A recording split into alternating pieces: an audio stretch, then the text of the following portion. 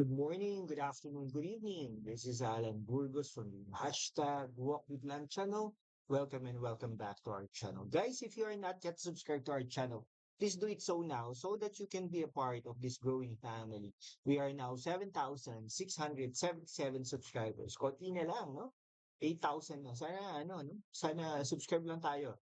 Para no? Pag-usapan natin ngayon, guys, ay yung tumataas nga ba ang tensyon diyan sa West Philippine Sea, no? Ay, alam naman natin ang pangulo ng China ay si Xi Jinping at ang ating pangulo ay si Bongbong Marcos, no? Matagal na pong issue ito no? Itong ano na to kamakailan lang nag-issue ang China na dun sa Coast Guard nila na magkakaroon daw ng fishing ban for 4 months. No? Anong gagawin natin?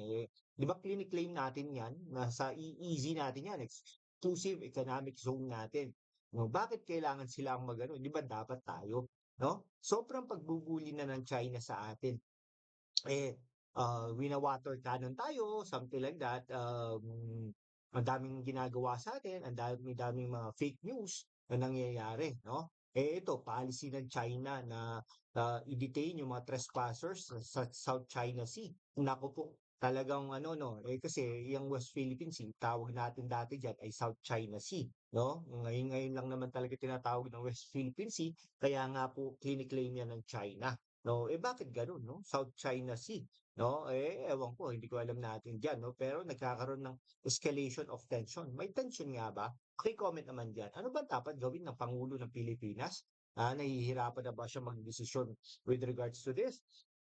Ano nga bang ginawa ng dating Pangulong Rodrigo Roa Duterte diyan 'no? So nagkaroon ng press briefing nung sa, isang sideline nung pag-visit ni Pangulong Bongbong Marcos diyan sa Brunei Darussalam, nung Miyerkules 'no, kahapon 'no, na talagang, dinescribe niya yung, bagong pulisiya ng China na talagang napaka-worrisome at isa itong threat 'no, kumbaga. Puwedeng mangyari, posibleng mangyari ang dapat mangyari, 'no? Talagang nakaka-threatening 'no, threatening talaga, threat talaga na talagang, ah, kung i-de-detain ang ating mga citizens 'no, parang kakaiba naman din 'yun. We are claiming that particular is ours 'no, tapos hindi tayo puwedeng mangisda, wina-water cannon tayo. Ano ba dapat gawin? Dahil ba powerful itong mga Inchekchekwa na ito, 'no?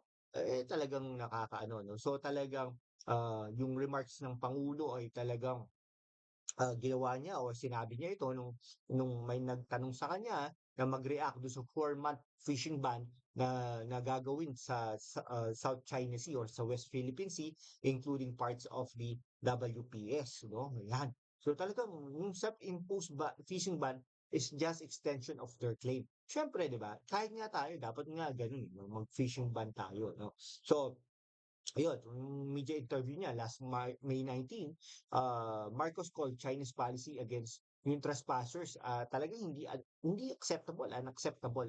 And sabi niya, gagawin niya ang lahat, gagawin lahat ng Pilipinas para kahit anong mangyari, na protektahan ang mga Pilipino diyan sa West Philippine Sea, no? Talagang ini-empower pa nga ng China ang Coast Guard nila to detain for up to 60 days without trial foreign trespasser who will cross what it claims are its borders. Nakakatakot ito. Biro mo, makukulong ka ng 60 days diyan sa China, no? Tapos ano pa, no? So, ito kasi merong coalition, no? Yung ating two coalition, civilian convoy to Scarborough Show, pero hindi naman yata karating doon eh. Kinulang yata ng gasolina. Okay, so West Philippine Sea, talagang parte ito ng South China Sea, no? Talagang claim ito ng China, no? Na talagang sa kanila, no? Pero alam niyo po ba, noong 2016, nanalo po tayo dito eh, no? Nanalo po tayo sa landmark international arbitration case against China, no? Talagang yung ini-invalidate ng korte na ito na atin ang atin ang West Philippine Sea at hindi sa kanila ang lahat ng South China Sea, no? Talaga pero ano naman, hindi naman 'to kinilala ng China, no? Dahil nga po sa kanilang powers, no?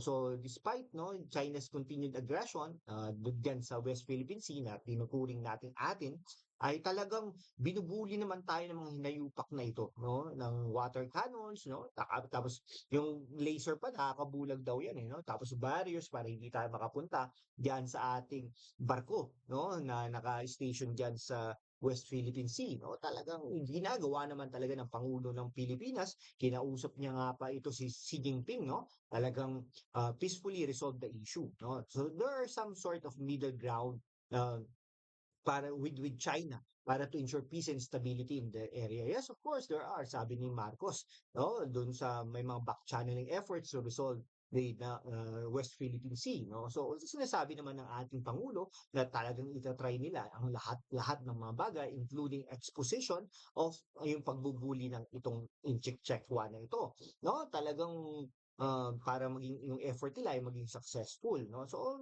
may mga point of contacts na ini-establish nila and then he will use it daw at every level, at the leaders level and the ministerial lahat ng paraan upang kausapin ang mga incheck-checkwa na ito upang hindi naman po magkaroon ng tension diyan sa ano naman, 'di ba? So as long as it brings us progress in terms of resolving these issues, and first of all, number one, to stop the aggressive actions such as water cannoning and lasers and barrier putting, etc. No, kailangan nga dapat mag-ano rin tayo, water cannon din tayo, no? And then syempre, kung atin ito, no, logic, sana free tayong mangisda. Hindi natin kailangan magpaalam, hindi natin kailangan magano, 'di ba?